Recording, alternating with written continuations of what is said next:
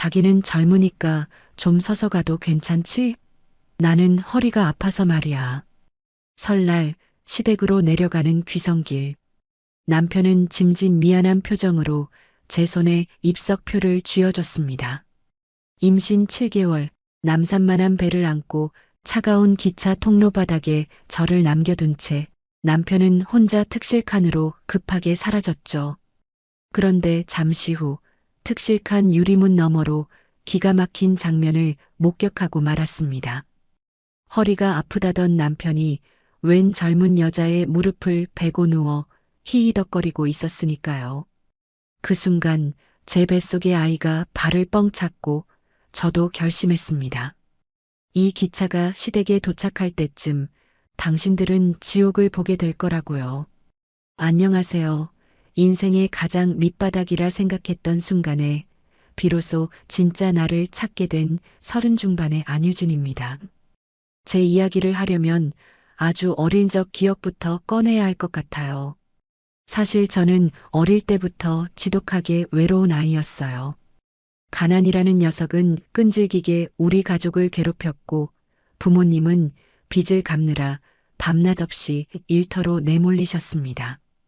학교를 마치고 집에 돌아오면 반겨주는 건 언제나 싸늘한 냉기와 윙윙거리는 빈집의 적막뿐이었는데 어린 마음에 그 고요함이 얼마나 무섭던지 골목 어귀에 쭈그리고 앉아 해가 질 때까지 엄마를 기다리는 게 제 일상의 전부였어요. 그러다 보니 자연스럽게 애정 결핍이 생겼고 누군가 제게 조금이라도 따뜻한 눈길을 주거나 말을 걸어주면 그게 너무 고맙고 좋아서 간이고 쓸개고 다 내어주는 바보 같은 성격이 되어버렸죠. 친구들이 떡볶이 사달라고 조르면 제 꼬깃꼬깃한 용돈을 다 털어서라도 사줘야 마음이 편했고 그래야만 그 친구들이 제 곁을 떠나지 않을 거라고 믿었으니까요. 어쩌면 저는 돈이나 물질로 사람의 마음을 붙잡을 수 있다고 믿었던 참으로 어리석고 애처로운 아이였는지도 모르겠어요. 성인이 되어서도 그 성향은 쉽게 고쳐지지 않아서 직장 동료들이 미루는 야근을 도맡아 하거나 돈을 빌려달라는 친구의 부탁에 힘들게 부은 적금까지 깨서 빌려주는 호구 같은 짓을 반복하며 살았어요. 내가 진심을 다해 베풀면 언젠가 저 사람도 내 진심을 알아주겠지라는 순진에 빠진 믿음 하나로 험한 세상을 버텼는데 그런 제 앞에 나타난 남편은 저와는 정반대의 인간이었죠. 지인의 소개로 처음 만난 그는 머리부터 발끝까지 계산이 철두철미한 사람이었는데 첫 데이트 식사 자리에서 계산서를 꼼꼼히 훑어보더니 10원 단위 포인트까지 악착같이 챙기는 모습을 보여주더라고요. 남들은 쪼잔하다고 했을지 모르지만 저는 오히려 그 모습에 묘한 안도감을 느꼈던 것 같아요. 저처럼 셈이 흐리고 사람을 잘 믿어 늘 손해만 보는 사람에게 남편의 그 깐깐하고 빈틈없는 성격은 마치 이 험한 세상의 풍파를 막아줄 든든한 방패처럼 보였거든요. 이 사람이라면 내 곁에서 나를 지켜주고 내가 바보같이 당하지 않게 이끌어줄 거라는 착각에 빠져 저는 그에게 맹목적인 사랑을 퍼붓기 시작했고 덜컥 결혼까지 결심하게 되었죠. 하지만 결혼식장에 들어설 때까지만 해도 저는 꿈에도 몰랐어요. 그가 가진 그 날카로운 계산기가 저를 보호하는 방패가 아니라 저를 찌르고 베어버릴 가장 잔인한 칼날이 될 줄은 말이에요. 신혼의 단꿈은 채 몇 달도 가지 않아 산산조각이 나기 시작했습니다.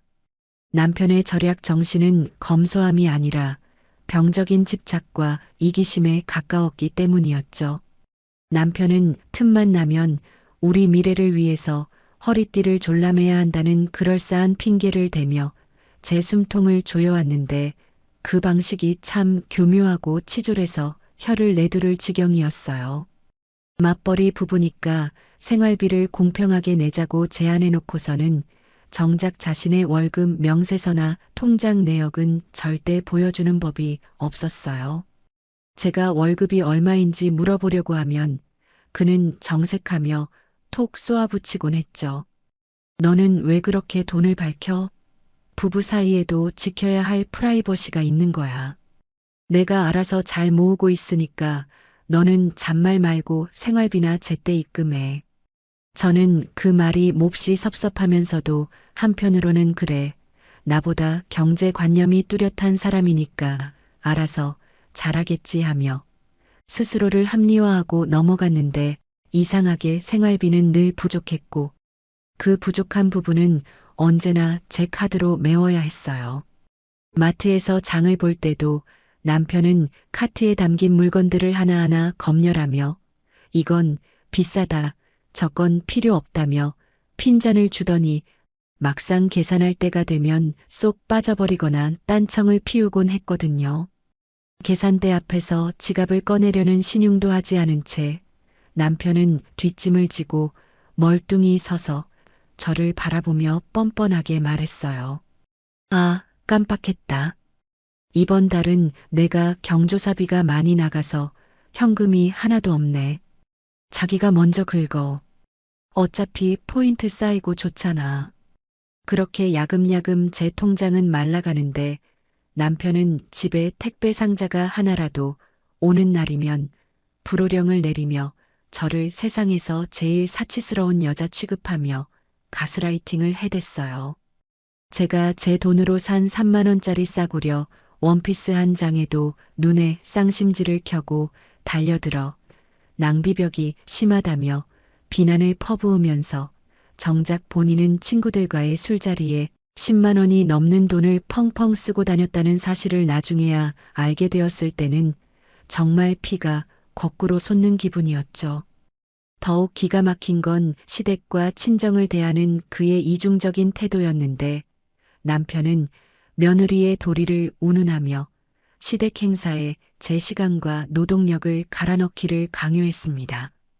주말마다 시댁에 가서 청소하고 반찬을 해 나르는 것을 당연하게 여겼고 제가 조금이라도 힘든 기색을 비치면 요즘 며느리들은 기본이 안 되어 있다며 시어머니와 합세해 저를 타박했죠. 하지만 반대로 제 친정 부모님 생신이나 명절에는 코빼기도 비치지 않으려 했고 어쩌다 한번 처가에 갈 일이 생기면 마치 큰 선심이라도 쓰는 듯 생색을 내며 저를 불편하게 만들었어요. 친정 엄마가 사위 온다고 며칠 전부터 장을 봐서 상다리가 부러지게 차려놓아도 그는 밥만 꾸역꾸역 먹고는 피곤하다며 안방에 들어가 잠만 자거나 휴대폰만 들여다보다 오기 일쑤였으니까요. 친정집 소파에 누워 텔레비전 채널만 돌리던 남편은 설거지를 하고 과일을 깎아오는 저를 보며 하품을 쩍 하더니 귀찮다는 듯 내뱉었습니다. 아, 장모님 음식은 간이 너무 세서 먹고 나면 속이 부대껴. 다음부터는 그냥 밖에서 사 먹게. 그리고 나 내일 출근해야 하니까 이제 그만 집에 가자. 친정 부모님 앞에서 대놓고 무안을 주는 그의 태도에 엄마 아빠의 표정이 굳어지는 걸 보면서 저는 가슴 한구석이 욱신거리고 미안함에 고개를 들 수 없었어요. 이때부터였던 것 같아요. 남편이 든든한 내 편이 아니라 내 등에 빨대를 꽂고 내 진액을 빨아먹으며 내 소중한 가족들까지 무시하는 기생충일지도 모른다는 의심의 씨앗이 제 마음속에 뿌리내리기 시작한 게 말이죠. 그는 입버릇처럼 우리는 한 배를 탄 운명 공동체라고 말했지만 그 배의 노는 오로지 저 혼자만 젓고 있는 것 같았고 그는 그저 편안하게 앉아 제가 흘리는 땀과 눈물을 즐기고 있는 것만 같은 불길한 예감이 들었거든요. 그렇게 시간은 흘러 어느덧 결혼 2년 차가 되었는데 사실 그때까지만 해도 저는 남편과의 관계를 회복해보고 싶었어요. 아이가 생기면 남편도 철이 들겠지. 아빠가 되면 책임감이 생겨서 나한테도 잘하겠지 하는 신락 같은 희망을 품고 있었거든요. 그리고 정말 기적처럼 제게 소중한 생명이 찾아왔어요. 임신 테스트기에 선명한 두 줄이 뜨는 순간 저는 뛸 듯이 기뻤고 이제 우리도 진짜 행복한 가정이 될 수 있을 거라 믿어 의심치 않았죠. 하지만 임신 소식을 들은 남편의 반응은 제 예상을 처참하게 빗나가다 못해 제 가슴에 대못을 박아버렸어요. 퇴근 후 소파에 앉아 게임을 하던 남편은 제가 내민 초음파 사진을 힐끗 보더니 축하는커녕 대뜸 미간을 찌푸리며 짜증 섞인 한숨을 내쉬었거든요. 뭐야, 벌써 생겼어? 아직 전세 대출금도 다 못 갚았는데 애 생기면 돈 들어갈 데가 한두 군데가 아니잖아. 너 앞으로 돈 관리 더 철저하게 해야겠다. 임신의 기쁨을 나누기는커녕 돈 걱정부터 늘어놓는 남편을 보며 저는 할 말을 잃었고 뱃속의 아이에게 미안해서 눈물이 핑 돌았지만 억지로 참아내야 했어요. 그런데 임신 4개월 차에 접어들어 입덧이 심해지면서 남편의 행동은 더욱 수상해지기 시작했어요. 퇴근 후 저를 돌봐주기는커녕 외출이 잦아지고 연락이 두절되는 날이 늘어갔는데 툭하면 야근이다 주말 특근이다 핑계를 대면서 집에 들어오지 않는 날이 많아졌거든요. 몸이 힘드니 마음도 약해져서 서러움이 복받쳤지만 밤늦게 들어온 남편의 옷에서 낯선 여자 향수 냄새가 훅 끼쳐올 때마다 여자의 촉이 곤두서기 시작했어요. 이건 단순한 야근이 아니라는 확신, 무언가 더러운 짓을 하고 있다는 직감이 제 온몸의 세포를 깨우는 것 같았죠. 그러던 어느 날 남편이 퇴근하고 돌아와서 씻으러 들어간 사이 우연히 식탁 위에 놓인 그의 휴대폰이 진동하며 화면이 켜졌을 때 저는 판도라의 상자를 여는 심정으로 그 화면을 훔쳐보게 되었어요. 카드사에서 날아온 결제 알림 문자였는데 백화점 여성 의류 매장에서 수십만 원이 결제된 내역이 찍혀 있었습니다. 순간 머리를 한 대 세게 얻어맞은 듯 멍해지면서 손끝이 파르르 떨려왔는데 혹시나 하는 마음에 떨리는 손으로 스크롤을 올려보니 그동안 저에게 숨겼던 수상한 결제 내역들이 줄줄이 비엔나처럼 쏟아져 나오더라고요. 고급 레스토랑, 호텔 라운지바, 그리고 낯선 이름의 꽃집까지 도저히 알뜰하고 짠돌이인 제 남편이 썼다고는 믿기 힘든 호화로운 내역들이 화면을 가득 채우고 있었죠.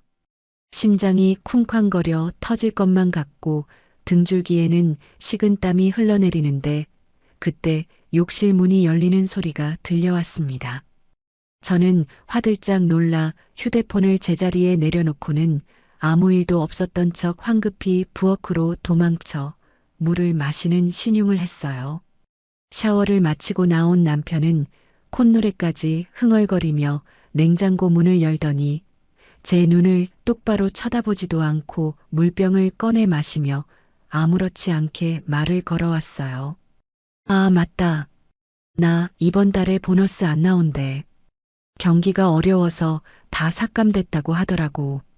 그러니까 이번 달 생활비는 자기가 좀 더 내야 할 것 같아. 알았지? 뻔뻔하게 거짓말을 늘어놓는 그의 뒷모습을 보며 저는 뱃속 깊은 곳에서부터 뜨거운 무언가가 울컥 치솟아 오르는 것을 느꼈지만 당장 따져 묻고 싶은 충동을 억누르며 주먹을 꽉 쥐었어요. 지금 섣불리 건드렸다가는 그가 교묘하게 빠져나갈 구멍을 만들어줄 뿐이라는 것을 본능적으로 직감했거든요.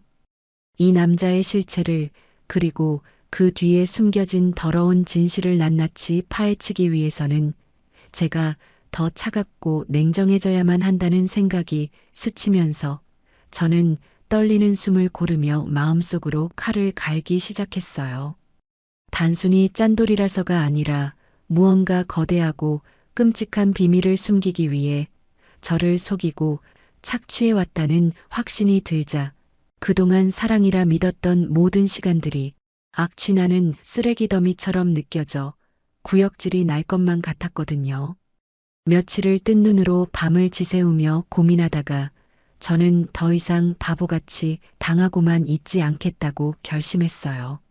내 아이를 위해서라도, 그리고 나 자신을 위해서라도 이 끔찍한 의심의 고리를 끊어내야겠다고 다짐하며 저는 떨리는 손으로 흥신소 명함을 찾아 전화를 걸었어요. 가장 친했던 친구에게 배신당했을 때처럼 멍청하게 울고만 있지 않겠다고, 이번만큼은 내 인생을 걸고 진실을 밝혀내겠다고 이를 악물었죠.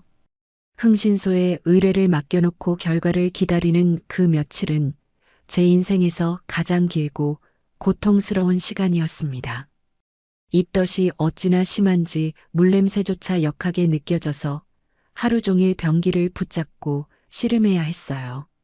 하지만 몸이 힘든 것보다 저를 더 괴롭히는 건 뱃속 깊은 곳에서 피어오르는 불안감이었어요.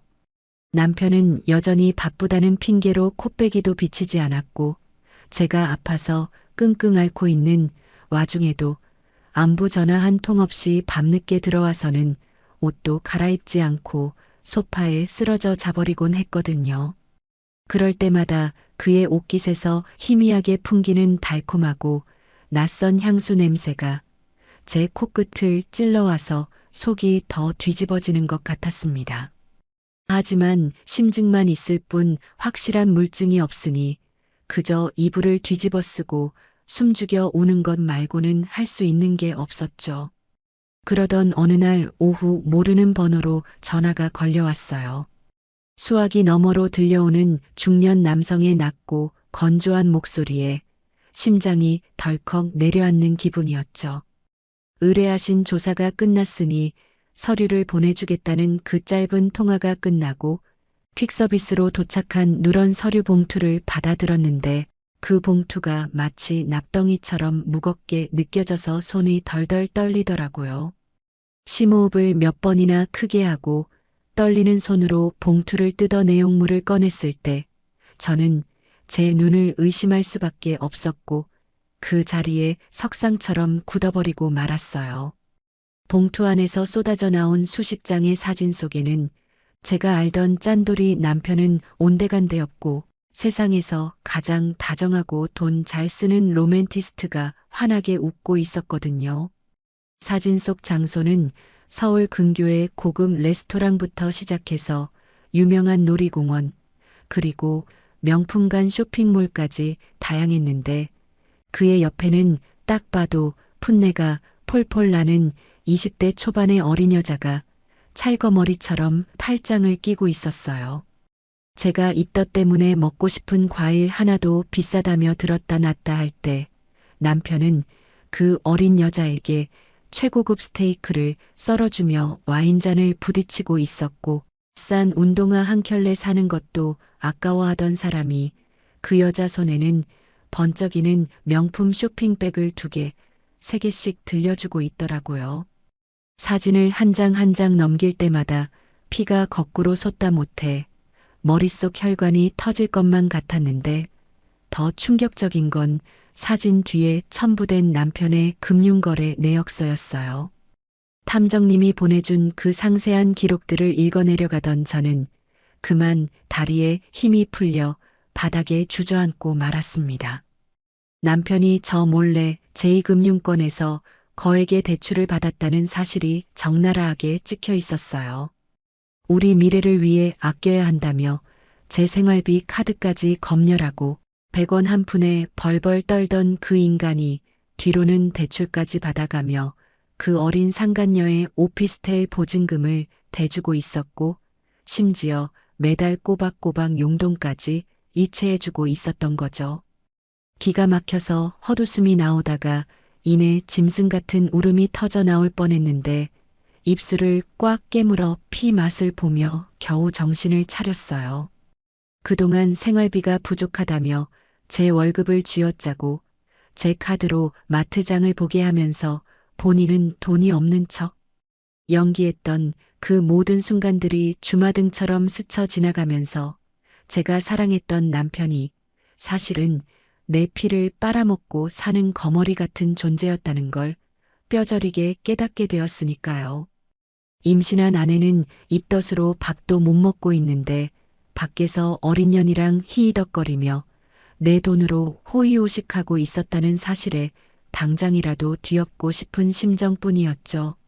하지만 지금 당장 이 사진들을 그 인간 면상에 집어 던지고 소리를 질러봤자 오해다. 잠깐 실수였다라며 뻔한 거짓말로 빠져나갈 게 불 보듯 뻔했어요. 저는 끓어오르는 분노를 억지로 삼키며 차라리 차갑게 식어버리기로 마음먹었습니다. 어설프게 건드려서 경계심만 심어주느니 완벽한 증거를 모아단 한 방에 그를 회복 불가능한 나락으로 떨어뜨리는 게 진정한 복수라는 생각이 들었기 때문이었어요.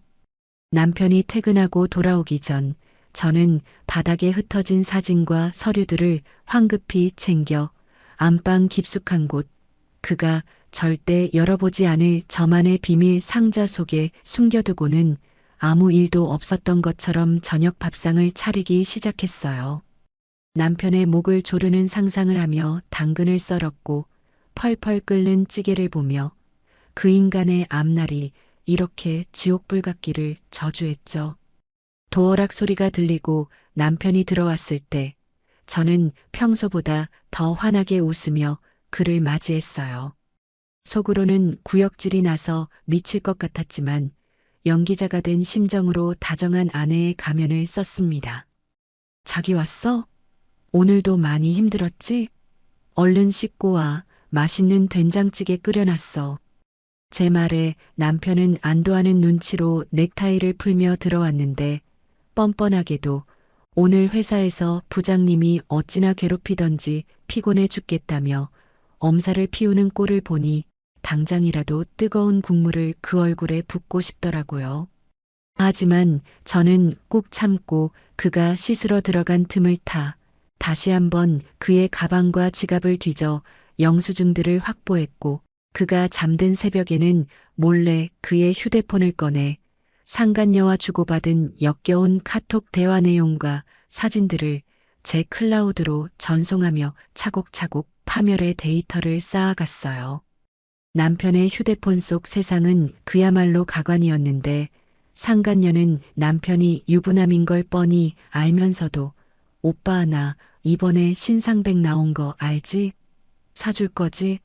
하며 애교를 떨고 있었고 남편은 당연하지 우리 공주님 갖고 싶은 거 다 가져라며 제게는 한 번도 보여준 적 없는 허세 가득한 멘트를 날리고 있더라고요. 심지어 제 임신 소식을 전해 들은 날 상간녀가 그 여자 애 낳으면 나랑은 안 놀아줄 거야? 라고 투정을 부리자 남편이 걱정 마. 걔는 그냥 집에서 집안일이나 하는 식모고 내 사랑은 너뿐이야 라고 답장한 것을 본 순간 저는 마지막 남은 일말의 미련조차 깨끗하게 지워버릴 수 있었어요. 이 인간은 사람이 아니다. 고쳐 쓸 수 없는 쓰레기다. 라는 확신이 들자 오히려 마음이 차분해지면서 머릿속이 맑아지는 기분이었어요. 이제부터는 감정 싸움이 아니라 철저한 이성으로 싸워야 할 전쟁이라는 걸 직감했습니다. 저는 남편이 출근하면 변호사 사무실을 찾아가 이혼 소송에 필요한 절차들을 상담받았고 그가 숨겨둔 빚이 얼마나 되는지 그리고 그 돈이 정확히 어디로 흘러들어갔는지 금융거래 조회 신청을 통해 낱낱이 파악할 준비를 마쳤어요. 남편은 제가 이렇게 뒤에서 칼을 갈고 있다는 사실은 꿈에도 모른 채 여전히 저를 멍청하고 순진한 호구로만 알고 생활비를 아끼라고 잔소리를 해댔지만 저는 그럴 때마다 속으로 그래 실컷 찢어라. 네가 가진 그 모든 것들이 곧 내 것이 될 테니까라고 비웃어 주었죠. 그러던 중 대망의 설날 연휴가 다가오고 있었는데 시어머니는 며칠 전부터 전화를 걸어 임신했다고 유죄 떨지 말고 일찍 내려와서 전 부쳐라라며 으름장을 놓았고 남편은 기차표 예매가 힘들어서 간신히 구했다며 생색을 내더라고요. 저는 이 명절이 바로 그들을 한꺼번에 보낼 수 있는 디데이가 될 것임을 본능적으로 느꼈습니다. 몇일 후 대망의 설날 연휴가 다가왔는데 며칠 전부터 뉴스에서는 귀성전쟁이 시작됐다는 보도가 연일 흘러나오고 있었어요. 평소 같으면 시댁에 가서 전을 부치고 눈치를 볼 생각에 가슴이 답답하고 소화가 안 됐을 텐데 이번 명절은 느낌이 달랐어요.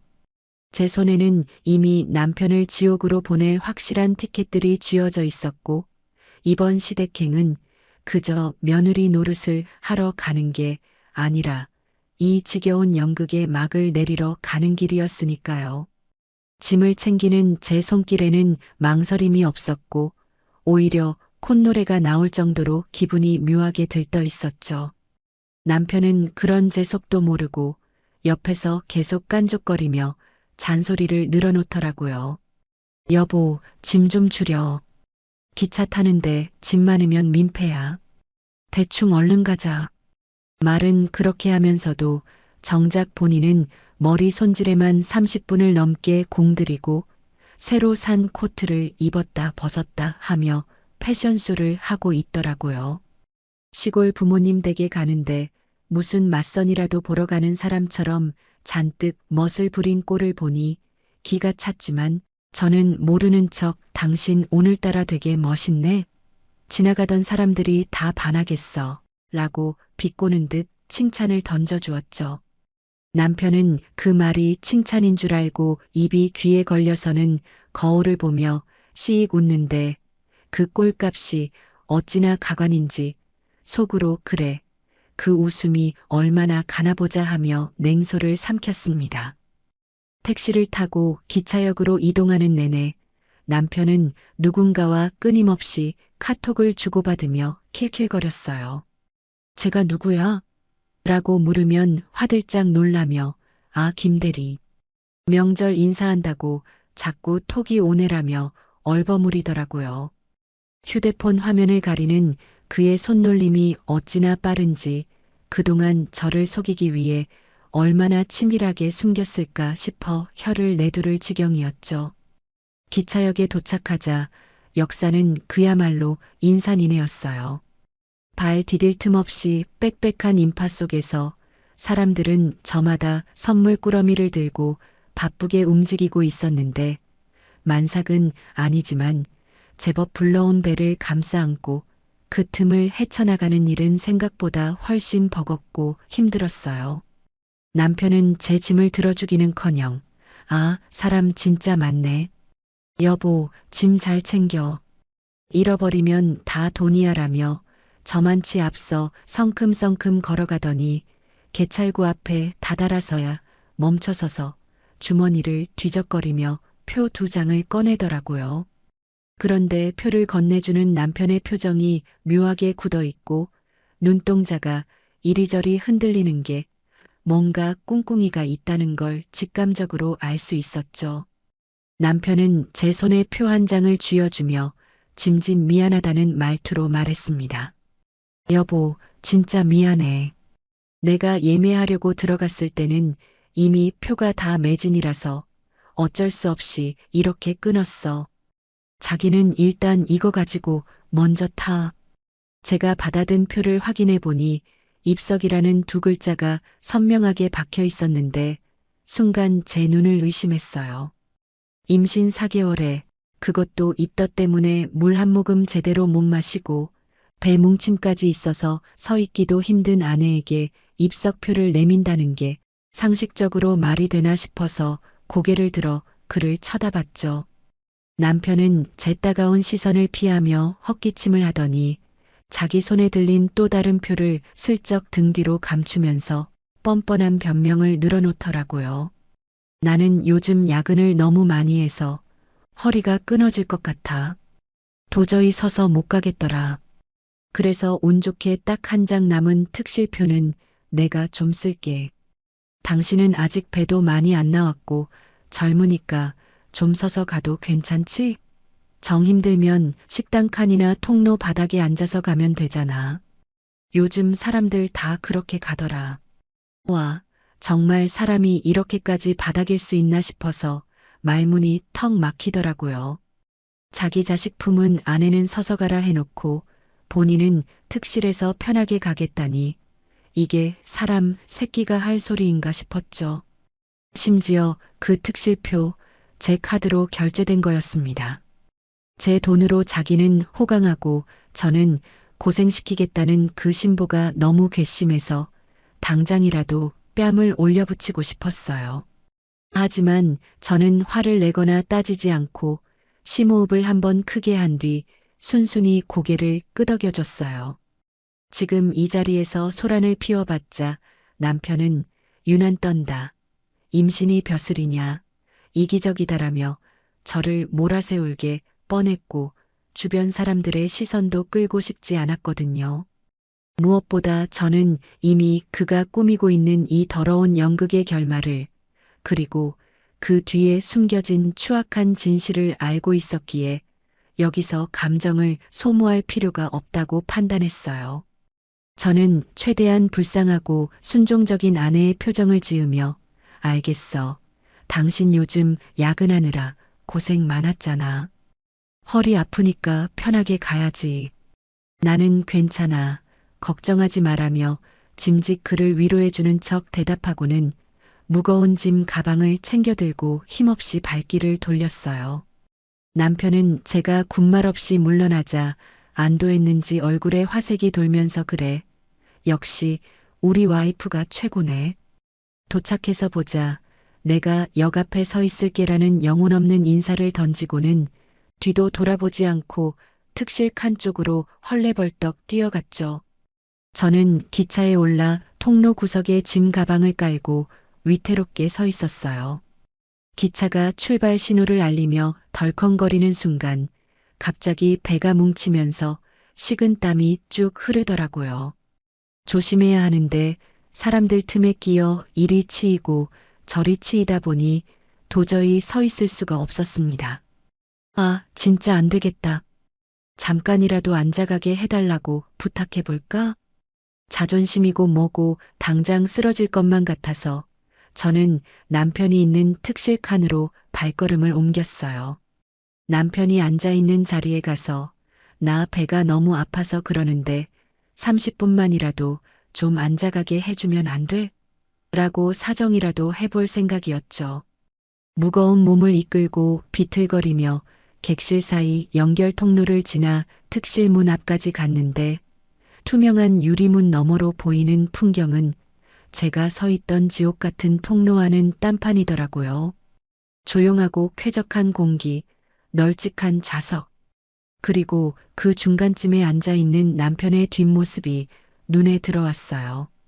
저는 유리문을 열고 들어가려다 말고 혹시나 남편이 자고 있을까봐 잠시 멈칫하며 안을 들여다봤는데 세상에 그 순간 제 심장이 쿵하고 바닥으로 떨어지는 것 같았어요. 분명 혼자 편하게 가겠다고 한 남편 옆에 낯선 여자가, 아니 너무나 낯익은 그 여자가 딱 달라붙어 앉아 있는 게 아니겠어요? 저게 뭐야? 저는 제 눈을 의심하며 유리문에 얼굴을 바짝 갖다 댔어요. 남편은 허리가 아프다더니 세상 편안한 자세로 다리를 꼬고 앉아 옆에 앉은 여자와 귤을 까먹으며 히히덕거리고 있었습니다. 그 여자는 바로 제가 사진으로 봤던 그 20대 상간녀였어요. 상간녀가 남편의 입에 귤을 넣어주자 남편이 그녀의 손가락을 장난스럽게 깨물며 장난을 치는데 두 사람은 아주 깨가 쏟아지더라고요. 임신한 아내는 배가 뭉쳐서 식은땀을 흘리며 서 있는데 남편이라는 작자는 내연녀를 옆에 태우고 기차 여행을 즐기고 있었다니. 허리가 아프다, 표가 없었다던 그 모든 말들이 저를 입석으로 몰아넣고 자기들은 편하게 불륜 여행을 즐기기 위한 새빨간 거짓말이었다는 사실을 깨닫는 순간 머리를 둔기로 얻어맞은 듯 눈앞이 하얘지고 다리에 힘이 풀려 그 자리에 주저앉고 말았어요. 설마 아무리 쓰레기라도 설마 같은 기차에 그 여자를 태웠을 줄은 정말 상상도 못했으니까요. 창문 너머로 상간녀가 남편의 볼을 꼬집고 남편이 그녀의 손에 뽀뽀를 해주는 장면을 보는 순간 저는 오히려 머릿속이 하얗게 비워지면서 이상하리만치 차분해졌어요. 더 이상 슬픔이나 분노 같은 감정조차 이 쓰레기들에게는 사치라는 생각이 들었고 오직 이 더러운 인간들을 어떻게 처리해야 가장 완벽하게 파멸시킬 수 있을까라는 냉혹한 계산만이 제 뇌리를 스치고 지나갔거든요. 눈물이 날 줄 알았는데 눈물은커녕 헛웃음만 나왔습니다. 그래, 니들끼리 실컷 즐겨라. 상상도 못했다, 정말. 네가 이렇게까지 밑바닥일 줄은. 저는 떨리는 손으로 주머니에서 휴대폰을 꺼내 창문 너머로 보이는 두 사람의 불륜 현장을 동영상으로 촬영하기 시작했어요. 줌을 최대한 당겨서 두 사람의 얼굴이 선명하게 나오도록 각도를 조절했고 그들이 서로 껴안고 뽀뽀하는 역겨운 장면까지 하나도 빠짐없이 적나라하게 담았죠. 손이 조금 떨리긴 했지만 영상 속에는 그들의 추악한 민낯이 고스란히 박제되고 있었어요. 1분, 2분. 짧다면 짧고 길다면 긴 시간 동안 저는 숨소리조차 죽인 채 그들을 렌즈에 담았고 녹화가 저장되었습니다라는 메시지가 뜨는 순간 저는 비로소 휴대폰을 내리고 깊은 숨을 토해냈습니다. 증거 확보를 마친 저는 휴대폰을 다시 주머니 깊숙이 넣으며 서늘한 미소를 지었어요. 이제 더 이상 망설일 것도 봐줄 것도 없다는 확신이 들었기 때문이었죠. 이 영상 하나면 남편은 물론이고 상간녀의 인생까지 송두리째 박살낼 수 있을 거라는 확신이 들자 묘한 쾌감마저 느껴지더라고요. 그때 다음 역에 정차한 기차의 출발 알림벨이 요란하게 울리고 탑승 안내 방송이 흘러나왔습니다. 저는 과감한 결단을 내리기로 했어요.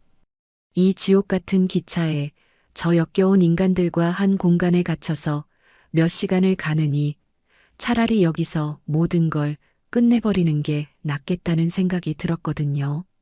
저들이 타고 있는 기차는 파멸을 향해 달리는 폭주 기관차와 다름없었고 저는 그 열차에 동승할 이유가 전혀 없었으니까요.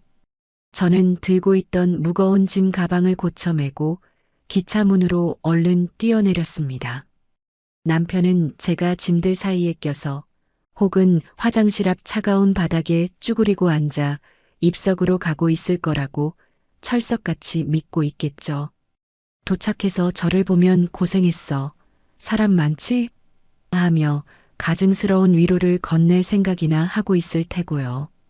기차는 제가 떠난 줄도 모르고 시댁이 있는 남쪽을 향해 굉음을 내며 달려가고 있었고 저는 그 반대 방향인 상행선 플랫폼으로 발걸음을 옮기면서도 가슴이 쿵쾅거려 진정이 되질 않았어요.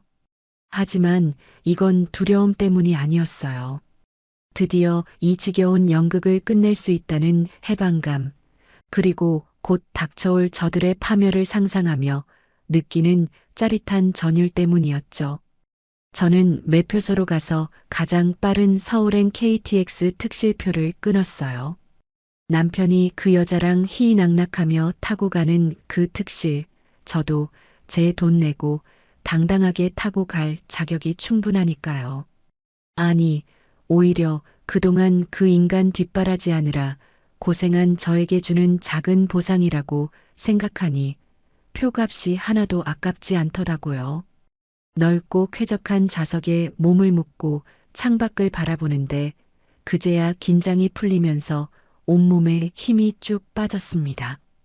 하지만 쉴 틈은 없었죠. 저는 휴대폰을 꺼내 문자 하나를 작성했습니다. 특실에서 그 여자랑 좋은 시간 보내. 난 내린다. 이 짧은 한 줄, 더 이상 구구절절 설명할 필요도 없는 명확한 이별 통보였죠. 전송 완료라는 문구가 뜨자마자 저는 미련 없이 휴대폰 전원 버튼을 꾹 눌러 꺼버렸어요. 화면이 검게 변하는 걸 확인하고 나서야 비로소 숨통이 트이는 기분이었죠.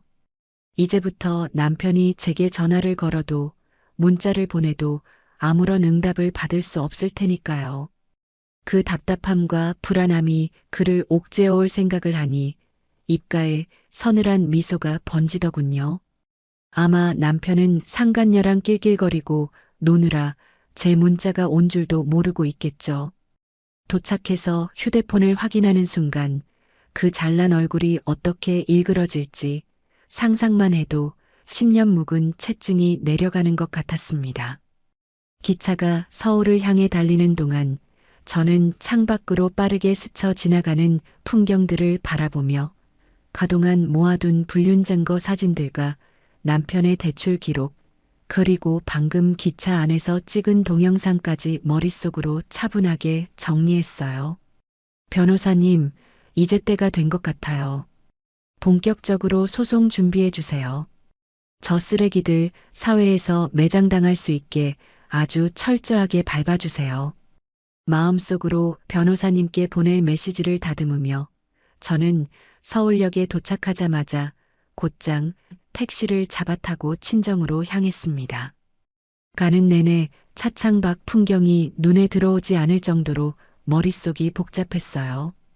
부모님께 이 사실을 어떻게 말씀드려야 할지, 충격받으실 부모님 얼굴을 어떻게 봐야 할지 막막하기도 했지만 더 이상 혼자 끙끙 앓을 수는 없는 노릇이었으니까요. 그리고 무엇보다 저에게는 든든한 지원군이 필요했어요. 남편과 시댁이라는 거대한 적과 싸우기 위해서는 저를 무조건적으로 믿어주고 지지해줄 내 편, 바로 가족의 힘이 절실했거든요. 친정집 현관문을 열고 들어서자마자 익숙한 엄마 냄새와 따뜻한 온기가 저를 감싸 안았고 그 순간 긴장이 탁 풀리면서 참았던 눈물이 왈칵 쏟아지더라고요. 엄마, 아빠, 현관에 주저앉아 신발도 벗지 못한 채 엉엉 우는 딸을 보고 거실에서 TV를 보던 엄마 아빠는 화들짝 놀라며 뛰어나오셨어요. 아니, 이게 무슨 일이냐? 너 왜 혼자 왔어? 김서방은 어디 가고? 왜 이렇게 울어? 무슨 일 있어? 엄마의 떨리는 목소리에 저는 짐 가방을 내려놓고 그 자리에 주저앉아 어린아이처럼 엉엉 울음을 터뜨렸어요. 그동안 시댁 눈치 보느라, 남편 비위 맞추느라, 그리고 그 더러운 배신감을 혼자 삼키느라 골마 터진 속마음을 부모님 앞에서 전부 털어놓았죠. 임신한 몸으로 입석 타고 가라던 남편, 특실에서 내연녀랑 낄낄거리던 그 짐승 같은 모습, 그리고 그동안 저 몰래 대출받아 딴살림 차렸던 것까지 하나도 빠짐없이 다 이야기했어요. 제 이야기를 듣는 내내 아빠의 얼굴은 험상궂게 변해갔고 주먹을 얼마나 세게 주셨는지 손마디가 하얗게 질려 있었어요. 엄마는 가슴을 치며 통곡하셨고요. 아이고, 내 새끼. 그 귀한 내 새끼를 그놈이 어떻게 해. 내가 그놈만 믿고 내 딸을 보냈는데 짐승만도 못한 놈. 내 이놈을 당장 쫓아가서 다리를 분질러 놔야지. 감히 어디서 내 딸 눈에서 피눈물을 나게 해. 평소 점잖으시던 아빠가 당장이라도 쫓아가겠다며 길길이 날뛰셨는데 저는 그런 아빠를 겨우 말리며 진정시켰어요. 아빠, 그러지 마. 내가 다 알아서 할 거야. 폭력 쓰면 우리가 지는 거야. 법으로 아주 뼈도 못 추리게 박살 내줄 거야. 그러니까 아빠는 나랑 우리 아기만 지켜줘. 알았지? 나 이제 저런 인간들 때문에 안 울 거야. 보란 듯이 밟아주고 다시 시작할 거야. 그렇게 한바탕 눈물바람을 하고 나니 배가 고프더라고요.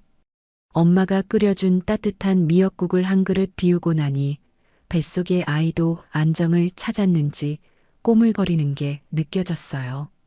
저는 꺼두었던 휴대폰을 다시 켤까 하다가 그냥 침대 협탁 위에 올려두었어요. 지금 켜봤자 남편과 시어머니의 부재중 전화와 문자가 폭탄처럼 쏟아져 있을 게 뻔했으니까요. 아마 지금쯤이면 남편도 제가 보낸 문자를 확인했을 테고 시댁 식구들도 제가 오지 않았다는 사실에 난리가 났겠죠. 남편이 역에 도착해서 휴대폰을 확인했을 때의 표정이 어땠을지, 빈손으로 나타난 아들을 보며 시어머니가 얼마나 길길이 날뛰었을지 상상은 가지만 굳이 지금 확인해서 제 기분을 망치고 싶지 않았어요. 그들이 겪고 있을 혼란과 공포는 오늘 밤 그들이 감당해야 할 몫이니까요. 저는 오늘만큼은 세상에서 단절된 채 오직 저와 제 아이 그리고 부모님의 품 안에서 편안하게 쉬고 싶었습니다. 그놈 전화 오면 받지도 마라. 내일 내가 직접 상대해 줄 테니까. 아빠의 단호한 말에 저는 고개를 끄덕이며 미소를 지었어요. 든든한 내 편이 있다는 게 이렇게 큰 힘이 될 줄 몰랐죠. 창밖에는 어둠이 내려앉았지만 제 마음속에는 오히려 희망이라는 작은 불빛이 켜지는 것만 같았습니다. 폭풍 같은 하루가 지나고 창문 틈으로 들어오는 햇살이 어찌나 눈부신지 순간 어디인지 헷갈리더라고요. 하지만 곧이어 부엌에서 들려오는 엄마의 도마질 소리와 구수한 된장찌개 냄새에 퍼뜩 정신이 들었어요. 아, 나 어제 친정으로 왔지. 안도감과 함께 지난밤의 기억이 파노라마처럼 스쳐 지나갔고 저는 심호흡을 한번 크게 한 뒤 협탁 위에 죽은 듯이 놓여있던 휴대폰을 집어들었어요. 전원 버튼을 꾹 누르자 마치 판도라의 상자를 여는 기분이 들어서 심장이 쿵쾅거리기 시작했죠. 로딩이 끝나고 화면이 켜지자마자 예상은 했지만 정말 기가 찰 정도로 휴대폰이 미친 듯이 진동하기 시작했습니다. 부재중 전화 알림, 문자 메시지, 카카오톡 알림이 폭포수처럼 쏟아져 내리는데 그 숫자가 100통, 200통을 넘어 계속 올라가더라고요. 발신자는 당연히 남편, 시어머니, 시누이 이 세 사람의 이름으로 도배가 되어 있었죠. 저는 그 광란의 흔적들을 보며 헛웃음을 터뜨렸어요. 가장 먼저 눈에 띄는 건 남편이 보낸 문자였어요. 처음에는 여보, 어디 갔어? 장난치지 말고 전화 받아로 시작하더니 시간이 지날수록 야, 너 미쳤어? 지금 어딘데 안 와? 엄마가 쓰러지시기 직전이야. 빨리 와서 빌어. 라며 협박조로 바뀌었다가 새벽녘에는 여보, 제발. 내가 잘못했어. 오해 풀자. 나 진짜 죽을 것 같아라며 비굴하게 애원하는 내용으로 바뀌어 있더라고요. 그 인간의 찌질한 멘탈 붕괴 과정을 실시간 중계로 보는 것 같아서 아주 꿀맛이었죠. 시어머니의 문자도 가관이었어요. 며느리가 되어서 시댁에 안 오고 어딜 도망가. 당장 안 튀어오면 내 친정에 전화해서 뒤집어 엎을 줄 알아라. 같은 악담들이 줄줄이 비엔나처럼 이어져 있었는데 이미 친정에 와서 아침밥 기다리고 있는 줄은 꿈에도 모르고 저러는 게 참 우습더라고요. 저는 침대에서 일어나 기지개를 한번 켜고 거실로 나가 부모님께 아침 인사를 드렸어요. 아빠는 이미 식탁에 앉아 신문을 보고 계셨는데 제 얼굴을 보시더니 이제 일어났냐? 휴대폰 켜봤어? 라고 물으시더라고요.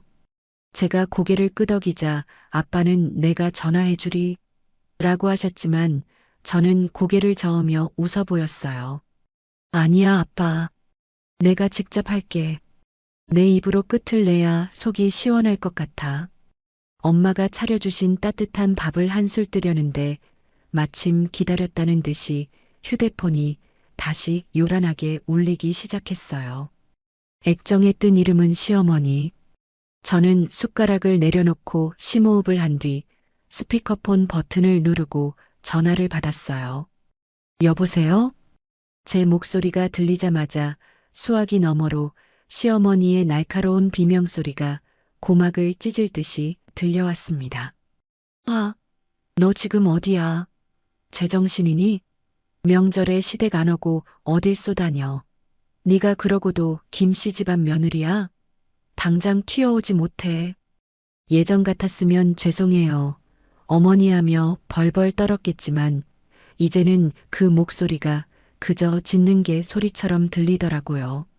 저는 아주 차분하고 나긋나긋한 목소리로 대꾸했어요. 어머니, 진정하세요. 혈압 오르시겠어요. 저 지금 친정 와서 아침 먹고 있어요. 뭐, 친정? 네가 미쳤구나. 아주 돌았어. 남편은 놔두고 혼자 친정을 가? 네 친정 부모가 그렇게 가르치더냐?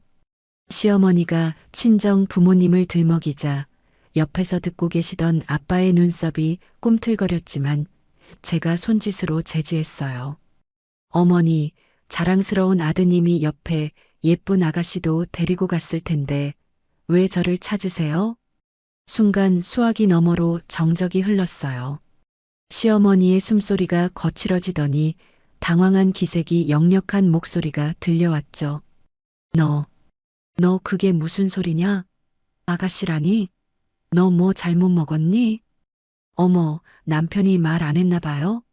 어제 기차 특실 타고 내려갈 때 옆에 앉혀갔던 그 젊은 여자요. 제가 두 분 오붓하게 가시라고 일부러 자리 비켜드린 건데 도착해서 인사 안 시켜드렸대요. 제 팩트 폭격에 시어머니는 이게 무슨 하며 말을 잇지 못하시더라고요.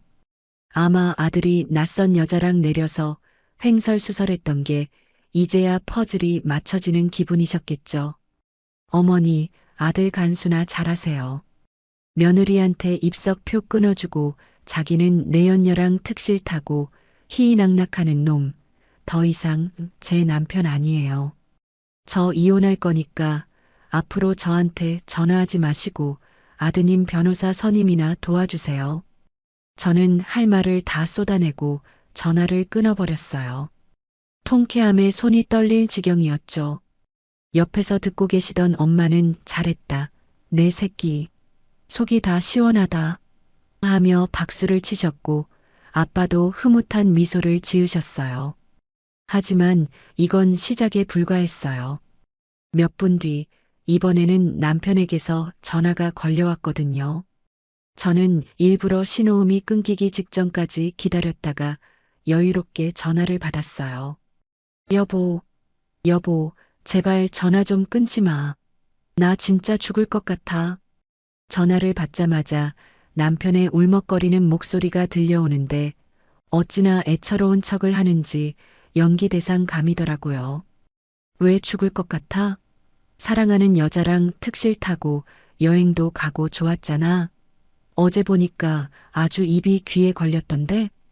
제가 비꼬자 남편은 다급하게 변명을 늘어놓기 시작했어요. 아니야, 오해해. 그거 진짜 아니야. 걔는 그냥 회사 거래처 직원인데 우연히 기차에서 만난 거야. 진짜야, 맹세해. 거래처 직원한테 귤 까서 입에 넣어주고 손가락 깨물고 그러니 너희 회사는 참 개방적인가 봐. 그리고 거래처 직원한테 명품백 사주고 오피스텔 보증금 대주는 놈이 세상에 어디 있어? 제가 구체적인 증거들을 들이밀자 남편은 하며 말문이 막힌 듯 꿀먹은 벙어리가 되었어요. 자신의 모든 치부가 다 드러났다는 걸 깨달은 거겠죠. 내가 모를 줄 알았니? 네가 내 생활비 쥐어짜서 그 여자한테 갖다 바친 돈, 대출받아서 쓴 돈, 내가 다 알고 있어. 증거, 차고 넘쳐. 어제 기차에서 찍은 동영상까지 아주 완벽하게 가지고 있으니까 딴소리할 생각하지 마. 여보, 내가 잘못했어. 진짜 실수였어. 한 번만 용서해줘. 우리 애기 생각해서라도 이러면 안 되잖아. 응? 이 인간은 불리해지니까 또 아이를 핑계로 삼더라고요. 그 뻔뻔함에 치가 떨려서 저는 소리를 질렀어요. 닥쳐. 어디서 더러운 입으로 애기 얘기를 꺼내. 입석 타고 가라며? 애 가진 아내한테 서서 가라던 놈이 이제 와서 애기 타령이야? 너 같은 놈은 아빠 자격도 없어. 내 아이한테 아빠는 죽었다고 말할 거야. 여보, 제발. 나 지금 엄마한테 두들겨 맞고 쫓겨나게 생겼어. 장인어른 장모님한테 내가 가서 빌게. 제발 이혼만은 안 돼. 빌러올 생각하지 마. 오면 우리 아빠한테 맞아 죽을지도 모르니까. 그리고 네 짐 다 싸서 당장 내 집에서 방 빼. 네 명의 집에서 뒹굴거리는 꼴 더는 못 봐주겠으니까. 저는 남편의 애원을 가차없이 끊어버리고 바로 수신 차단 목록에 그의 번호를 추가해버렸어요. 속이 뻥 뚫리는 기분, 이게 바로 사이다구나 싶더라고요. 그동안 저를 기만하고 무시했던 그 인간이 제 발밑에서 싹싹 비는 꼴을 보니 그동안 흘렸던 눈물이 억울하지 않게 느껴졌어요. 밥을 다 먹고 나니 이번에는 상간녀에게서 문자가 왔어요. 남편이 제 번호를 알려줬는지 내용이 참 가관이었죠. 저기요, 언니. 오해하시는 것 같은데 저 오빠랑 그런 사이 아니에요. 그냥 친한 오빠 동생 사이인데 억측하지 마세요. 그리고 저한테 피해 주시면 명예훼손으로 고소할 거예요. 적반하장도 유분수지, 불륜녀 주제에 고소 드립을 치는 꼴을 보니 기가 차서 헛웃음이 나오더라고요. 저는 즉시 담당 변호사님께 연락했어요. 연휴라 사무실은 쉬겠지만 문자로라도 증거를 남겨두고 싶었거든요. 변호사님, 새해 복 많이 받으세요. 다름이 아니라 방금 상간녀한테서 협박성 문자가 왔네요. 이것도 증거로 캡처해서 보내드립니다. 연휴 끝나고 법원 문 열자마자 바로 소장 접수할 수 있게 준비해 주세요. 위자료 청구 소송이랑 재산 가압류 신청까지 싹 다요. 저 여자 회사랑 본가에도 내용 증명 보낼 거니까 미리 작성해 주시고요. 변호사님께 메시지를 보내고 나니 이제 정말 되돌릴 수 없는 강을 건넜다는 실감이 났습니다. 하지만 두렵지 않았어요. 오히려 제 뒤에는 든든한 부모님이 계시고 뱃속에는 제가 지켜야 할 아이가 있으니까요. 오후가 되자 남편이 정말로 친정집 앞까지 찾아왔는지 대문 밖에서 웅성거리는 소리가 들렸어요. 아빠가 몽둥이를 들고 나가시려는 걸 제가 말리고 창문 밖을 내다보니 남편이 땀범벅이 된 채 무릎을 꿇고 앉아 있더라고요. 시댁에서 바로 올라왔는지 옷은 다 구겨져 있고 머리는 산발이었죠. 지나가는 동네 사람들이 힐끔거리는 것도 아랑곳하지 않고 여보, 장인어른, 문 좀 열어주세요. 라고 고래고래 소리를 지르는데 그 모습이 애처롭기는커녕 찌질함의 극치로 보였죠. 저는 창문을 열고 차가운 눈빛으로 그를 내려다보며 말했어요. 경찰 부르기 전에 꺼져. 내 눈앞에 한 번만 더 띄면 그땐 정말 가만 안 둬. 제 서슬 퍼런 경고에 남편은 겁을 먹었는지 찔끔하더니 이내 고개를 떨구고 어깨를 들썩이며 울기 시작했어요. 하지만 그 눈물조차 악어의 눈물이라는 걸 저는 너무나 잘 알고 있었죠. 더 이상 저런 쓰레기에게 제 감정을 낭비하고 싶지 않아 문을 쾅 닫아버렸습니다. 방으로 들어와 침대에 앉으니 배가 살살 고파오더라고요. 뱃속의 아이도 엄마가 이겼다는 걸 아는 건지 아니면 이제 마음 편히 밥 좀 먹자고 신호를 보내는 건지 모르겠지만요. 저는 엄마에게 엄마 나 김치 부침개 먹고 싶어. 오징어 많이 넣어서 라고 외쳤어요. 부엌에서 그래 알았다. 우리 딸 먹고 싶은 거 다 해줄게. 라는 엄마의 활기찬 대답이 들려왔죠. 고소한 기름 냄새가 집안을 가득 채우자 비로소 저는 제가 안전한 곳에 그리고 사랑받는 곳에 있다는 사실을 실감하며 편안하게 미소 지을 수 있었습니다. 바깥에는 여전히 남편이 꿇어앉아 있을지 모르겠지만 알게 뭐예요? 저는 이제 따뜻한 방에서 맛있는 부침개를 먹으며 제2의 인생을 준비할 건데요. 연휴가 끝나면 본격적인 소송 전쟁이 시작되겠지만 지금 이 순간만큼은 승리의 맛을 만끽하고 싶었어요. 저녁이 되자 변호사님께 답장이 왔어요. 네, 알겠습니다. 보내주신 자료 검토해 봤는데 증거가 워낙 확실해서 승소는 따놓은 당상입니다. 연휴 끝나자마자 바로 접수하겠습니다. 라는 든든한 답변에 저는 쾌재를 불렀죠. 이제 남편은 연휴가 끝나면 회사에도 소문이 날 테고 월급 통장도 막힐 테니 말라 죽을 일만 남은 거예요. 상간녀에게 돈을 퍼주느라 빈털터리가 된 주제에 이제 어떻게 살지 궁금해지네요. 아마 상간녀에게 매달려 보겠지만 돈 없는 유부남을 거들떠나 볼까요? 그 둘의 진흙탕 싸움이 벌써부터 눈에 선했습니다. 저는 뱃속 아이를 쓰다듬으며 속삭였어요. 아가야, 봤지? 엄마는 강해. 너를 위해서라면 엄마는 세상 그 무엇과도 싸울 수 있어. 그러니까 너는 걱정 말고 쑥쑥 크기만 해. 나쁜 것들은 엄마가 다 치워줄게.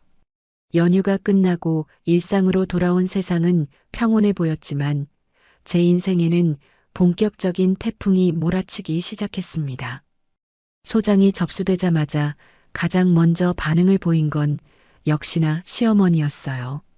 며느리가 정말로 이혼을 하겠다고 나서자 발등에 불이 떨어지셨는지 밤낮 없이 전화를 걸어오더라고요. 처음에는 어디 시댁 무서운 줄 모르고 건방지게 구냐며 고래고래 소리를 지르시더니 제가 꿈쩍도 안 하고 어머니 녹음 중이니까 계속 말씀하세요. 법정에서 증거로 쓰게라고 차갑게 응수하자 태도가 180도 돌변해서는 죽는 소리를 해대기 시작했죠. 아가, 그래도 뱃속에 애가 있는데 한 번만 눈 감아주면 안 되겠냐? 애한테 아비 없는 서름 주면 안 되잖아. 남자가 살다 보면 실수 한 번 할 수도 있는 거지. 그걸 가지고 이혼까지 하니? 내가 잘 타이를 테니까 네가 좀 참아라. 기가 막혀서 헛웃음이 나오더라고요. 아들이 바람 피워서 며느리 가슴에 대못을 박았는데 사과는커녕 남자니까 그럴 수 있다는 궤변을 늘어놓는 꼴이라니. 저는 더 이상 시어머니의 감정파리에 놀아나지 않기로 했어요. 어머니 말씀 참 잘하셨어요. 애가 아빠 없는 자식 되는 거요? 그거 다 어머니 아들 때문이에요. 며느리한테 입석표 던져주고 내연녀랑 낄낄거린 그 순간 그 사람은 이미 아빠 자격 박탈당한 거예요. 그리고 실수요? 대출받아서 딴 살림 차린 게 실수면 은행 강도도 실수로 돈 훔친 거라고 봐줘야겠네요. 저는 더 이상 어머니 며느리 아니니까 앞으로 제 아이 핑계 대면서 연락하지 마세요. 역겨우니까.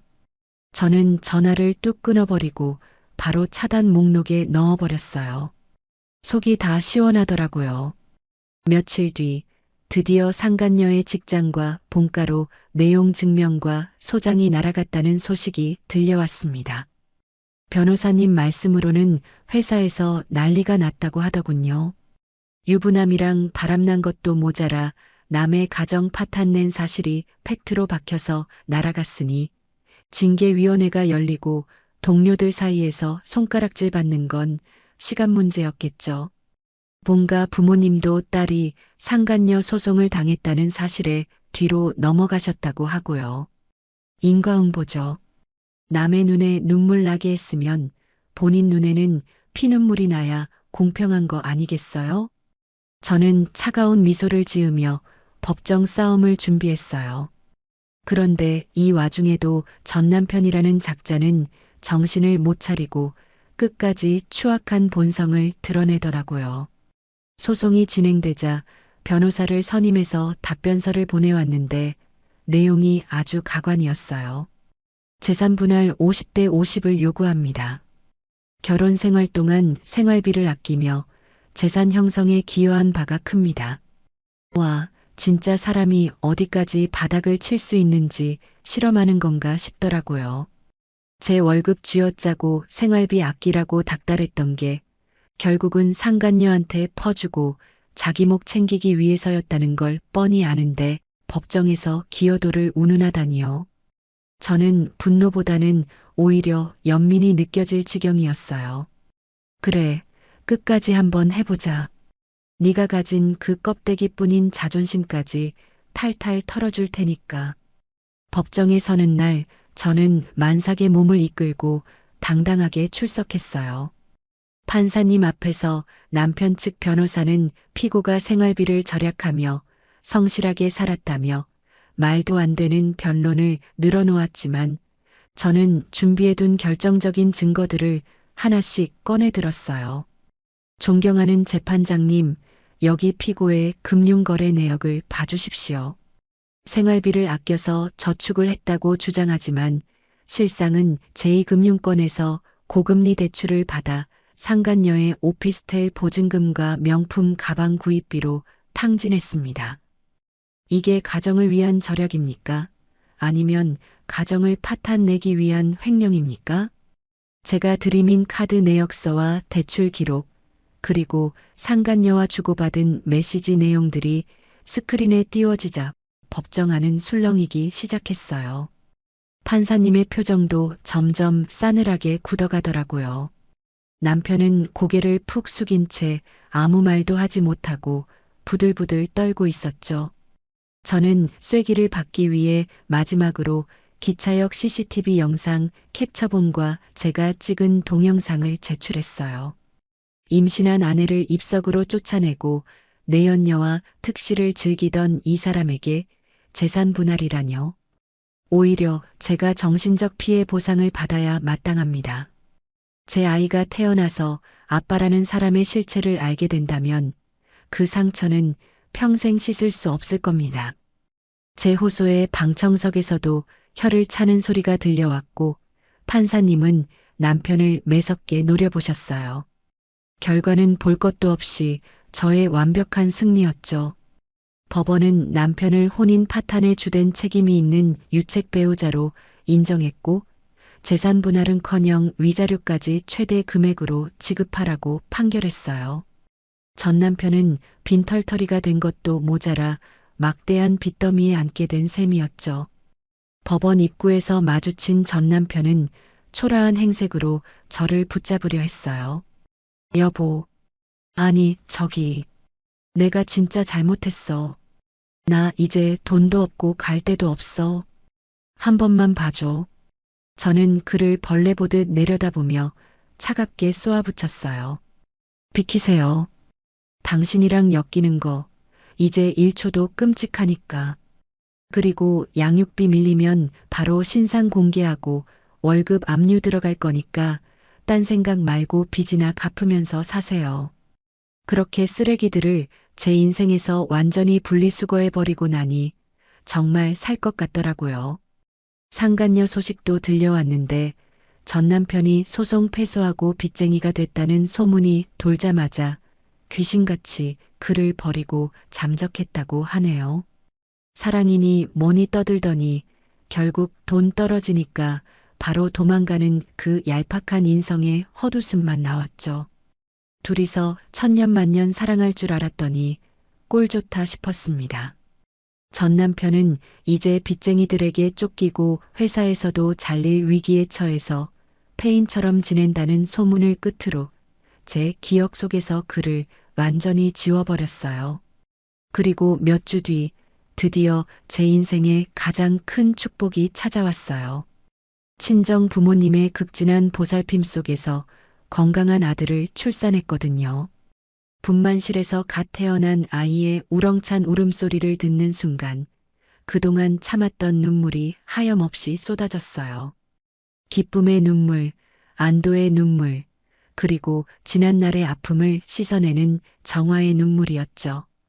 엄마 품에 안긴 작고 따뜻한 생명을 보며 저는 맹세했어요. 아가야, 엄마한테 와줘서 고마워. 네 아빠 목까지 엄마가 2배, 3배로 사랑해줄게. 우리 둘이서 세상 누구보다 행복하게 잘 살자. 조리원에서 몸을 추스르고 집에 돌아왔을 때 친정 부모님은 제 손을 꼭 잡고 말씀하셨어요. 고생했다, 우리 딸. 이제 아무 걱정하지 말고 너랑 아기 건강만 생각해. 네 뒤에는 항상 엄마 아빠가 있다는 거 잊지 말고. 그 따뜻한 말 한마디에 가슴 깊은 곳에 남아있던 마지막 응어리까지 스르르 녹아내리는 기분이었어요. 이혼녀라는 딱지가 두려웠던 적도 있었지만 지금 생각해보면 그건 저를 올가매던 족쇄를 끊어낸 훈장이나 다름없더라고요. 사랑이라는 이름으로 포장된 착취와 희생을 강요받는 건 진짜 가족이 아니잖아요. 결혼은 누군가의 일방적인 인내가 아니라 서로를 존중하며 함께 나아가는 동행이어야 한다는 걸 저는 너무 늦게 하지만 아주 뼈저리게 깨달았습니다. 이혼 도장을 찍고 법원을 나서던 날로부터 벌써 3년이라는 시간이 흘렀습니다. 그동안 제 삶은 거짓말처럼 평온하고 안정을 되찾았죠. 아이는 친정 부모님의 전폭적인 지지와 사랑 속에서 무럭무럭 자라 어느새 어린이집에 다니는 똘똘한 4살 꼬마가 되었고 저 또한 육아휴직을 끝내고 직장에 복직해서 꽤 인정받는 워킹맘으로 자리 잡았어요. 매일 아침 아이 손을 잡고 어린이집에 데려다주고 출근하는 길, 퇴근 후 아이와 놀이터에서 흙장난을 하며 까르르 웃는 그 소소한 일상이 저에게는 기적 같은 행복이었어요. 과거에 끔찍했던 기억들은 이제 흐릿한 옛 이야기처럼 느껴질 정도로 저는 완벽하게 치유되었고 단단해졌다고 믿었죠. 하지만 인생이라는 게 참 얄궂더라고요.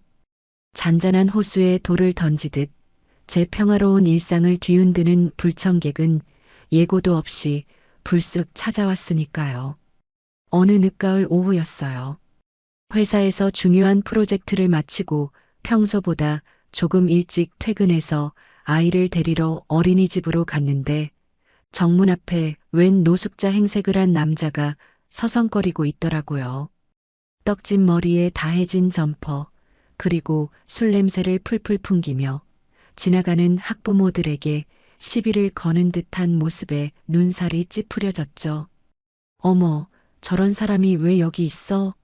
선생님께 말씀드려야겠다 생각하며 아이를 찾으러 들어가려는데 그 남자가 고개를 돌려 저와 눈이 마주쳤어요. 순간 저는 심장이 덜컥 내려앉는 줄 알았어요. 퀭한 눈동자, 검게 그을린 피부, 그리고 덥수룩한 수염.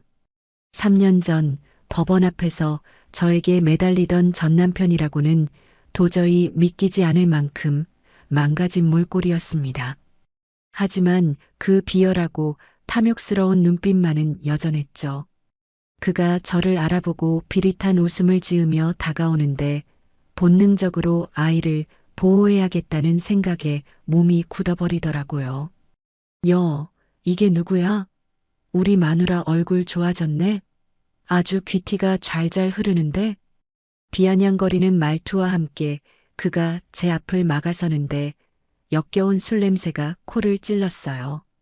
저는 최대한 침착하려고 애쓰며 차갑게 쏘아붙였죠. 당신이 여긴 웬일이야? 접근 금지 신청한 거 잊었어? 경찰 부르기 전에 당장 꺼져. 에이, 너무 매정하네. 아무리 이혼했어도 내가 애 아빠인데 내 새끼 얼굴 한번 보러 온 게 죄야? 3년 동안 한 번도 못 봤는데 얼마나 컸나 궁금해서 왔지. 내 아들 어디 있어? 아빠 왔다. 그가 어린이집 문 쪽으로 고개를 돌리며 소리를 지르려 하자 저는 화들짝 놀라 그를 가로막았어요. 아이가 이 꼴을 보게 할 수는 없었으니까요. 미쳤어? 애가 당신을 어떻게 알아? 태어나서 한 번도 본 적 없는 사람한테 아빠라니? 헛소리 말고 당장 가. 태어나서 한 번도 본 적이 없다고? 그게 누구 때문인데? 네가 나 못 보게 막아서 그런 거 아니야. 내가 양육권 소송 다시 걸어서 애 데려가면 어쩌려고 그래. 법적으로 나도 친권 있어. 아빠 권리 행사하겠다는데 네가 뭔데 막아? 전 남편은 뻔뻔하게 아빠의 권리를 운운하며 언성을 높이기 시작했어요. 주변 학부모들이 웅성거리며 쳐다보는 시선이 느껴졌지만 창피함보다 분노가 앞섰죠. 양육비 한 푼 안 보내고 연락 두절이었던 주제에 이제 와서 권리 타령이라니요. 권리? 의무도 안 한 주제에 무슨 권리? 지난 3년 동안 양육비 10원이라도 보낸 적 있어? 애 기저귀 값 한 번 보태준 적 없는 인간이 어디서 뻔뻔하게 아빠 행세야. 제가 팩트를 꽂아넣자 전 남편은 움찔하더니 이내 본색을 드러내며 낄낄거렸어요. 그래, 돈이 문제지. 내가 지금 사정이 좀 어려워서 그러는데 양육비는 나중에 몰아서 줄 테니까 일단 급전 좀 융통해줘라. 한 5천 정도면 되겠는데. 네가 나 신고해서 회사 잘리고 빚쟁이한테 쫓겨다니느라 내가 얼마나 개고생했는지 알아? 위자료로 뜯어간 내 돈 일부라도 토해내면 내가 조용히 물러가 줄게. 결국 본론은 돈이었어요. 아이가 보고 싶어서 온 게 아니라 돈이 떨어지니 저를 협박해서 돈을 뜯어내려고 찾아온 거였죠. 제가 어이가 없어서 쳐다보자 그는 더욱 비열하게 속삭였어요. 안 주면? 뭐 별 수 있나? 매일 여기 찾아와서 애한테 내가 네 아빠다 하고 광고하고 다닐 수밖에. 내 회사에도 찾아가서 이 여자가 남편 돈 다 뺏고 쫓아냈다고 시위라도 할까? 너 지금 잘 나가는 커리어 우먼이라며? 소문나면 곤란하지 않겠어? 협박이었어요. 아이와 제 직장을 볼모로 잡고 돈을 내놓으라는 저열한 협박. 3년 전보다 더 악랄해진 그의 모습에 소름이 끼쳤지만 저는 물러서지 않았어요. 마음대로 해봐. 네가 떠들고 다니면 나는 가만히 있을 것 같아? 이미 양육비 미지급으로 신상 공개 신청해놨고 접근 금지 위반으로 신고하면 너 바로 유치장애이야. 감옥 가서 콩밥 먹고 싶으면 계속해봐. 제 강경한 태도에 전 남편은 당황한 듯 눈동자를 굴리더니 두고 보자. 내가 이대로 물러날 것 같아? 네 인생 내가 아주 망쳐버릴 거야. 라고 악담을 퍼붓고는 침을 퇴뱉고 사라졌어요. 그가 사라진 뒤에도 떨리는 다리를 주체할 수 없었지만 어린이집 문이 열리고 아이가 엄마 하며 달려나오는 모습을 보며 억지로 미소를 지어야 했죠. 아이를 품에 안으면서 다짐했어요. 저 악마 같은 인간으로부터 내 아이만큼은 무슨 일이 있어도 지켜내겠다고요. 하지만 전 남편의 위협은 말뿐이 아니었어요. 며칠 뒤부터 집 근처 골목이나 주차장에서 그가 얼쩡거리는 모습이 CCTV에 포착되기 시작했거든요. 심지어 밤늦게 인터폰을 누르고 도망가거나 현관문 앞에 죽여버린다 같은 섬뜩한 낙서를 해놓는 등 스토킹 수위가 점점 높아지고 있었죠. 경찰에 신고도 해봤지만 실질적인 폭행이 없어서 처벌이 어렵다는 미온적인 반응뿐이라 답답해 미칠 지경이었어요. 이대로 가다가는 정말 무슨 일이 터질 것 같아서 불안에 떨며 밤잠을 설치는 날들이 이어졌죠. 공포에 질려 숨죽이고 있을 때 저를 다시 일으켜 세운 건 3년 전 제 이혼 소송을 도와주셨던 최 변호사님이었습니다. 제가 사정을 말씀드리자 변호사님은 이건 단순 스토킹이 아닙니다. 명백한 협박이고 아동 학대 미수입니다. 우리가 먼저 선수 쳐야 합니다. 라며 눈을 빛내셨죠. 변호사님은 전 남편의 뒤를 캐보면 분명 더 큰 범죄 혐의가 나올 거라며 조사를 제안하셨고 저는 지푸라기라도 잡는 심정으로 동의했어요. 그리고 며칠 뒤 변호사님이 흥신소를 통해 가져오신 정보는 가히 충격적이었어요. 전 남편이 그동안 불법 도박 사이트에 빠져 사채까지 끌어다 썼고 최근에는 도박 빚을 갚기 위해 보이스피싱 조직의 운반책 노릇까지 하고 있다는 정황이 포착된 거였습니다. 게다가 다니던 회사에서 잘린 이유가 단순한 구조조정이 아니라 회사 돈을 횡령했다가 들통나서 해고당했다는 사실까지 밝혀졌죠. 이 모든 게 사실이라면 그는 단순한 양육비 미지급자가 아니라 중범죄자가 될 수 있는 상황이었어요. 이거네요. 이걸로 놈을 확실하게 보낼 수 있습니다. 변호사님의 확신에 찬 목소리에 저도 주먹을 불끈 쥐었어요. 그가 저를 협박해서 뜯어내려던 돈도 결국 도박빚과 사채, 이자를 갚기 위함이었던 거죠. 제 아이를 볼모로 삼아 범죄 자금을 마련하려 했다는 사실에 치가 떨렸지만 저는 더 이상 도망치거나 숨지 않기로 했어요. 3년 전처럼, 아니 그때보다 더 독하고 치밀하게 그를 응징하기로 마음먹었죠. 저는 변호사님과 함께 치밀한 함정 수사를 계획했어요. 전 남편이 또다시 돈을 요구하며 협박해올 때를 기다렸다가 그 대화 내용을 녹음하고 현장을 덮쳐서 현행범으로 체포되게 만드는 작전이었죠. 물론 위험할 수도 있지만 경찰에 확실한 증거를 넘겨주기 위해서는 이 방법밖에 없었으니까요. 드디어 결전의 날 전 남편에게서 연락이 왔어요. 야, 돈 준비됐냐? 오늘 밤 10시 집 앞 놀이터로 가지고 나와. 경찰 부르면 네 아들 어린이집 못 다니게 해줄 테니까 허튼 수작 부리지 말고. 수화기 너머로 들려오는 그의 비열한 목소리에 구역질이 났지만 저는 태연하게 연기했어요. 알았어. 현금으로 준비했으니까 딴소리하지 말고 그것만 받고 떨어져. 대신 각서 써줘. 다시는 우리 앞에 안 나타나겠다고. 크크, 그래야지. 역시 우리 마누라 말귀를 잘 알아듣네. 이따 보자. 전화를 끊고 저는 변호사님과 미리 섭외해둔 사복 경찰관들에게 신호를 보냈어요. 약속 장소인 놀이터 주변에는 이미 잠복 경찰들이 배치되어 있었고 제 옷 속에는 소형 녹음기가 돌아가고 있었죠. 심장이 터질 듯이 뛰었지만 곤히 잠든 아이의 얼굴을 보며 용기를 냈어요.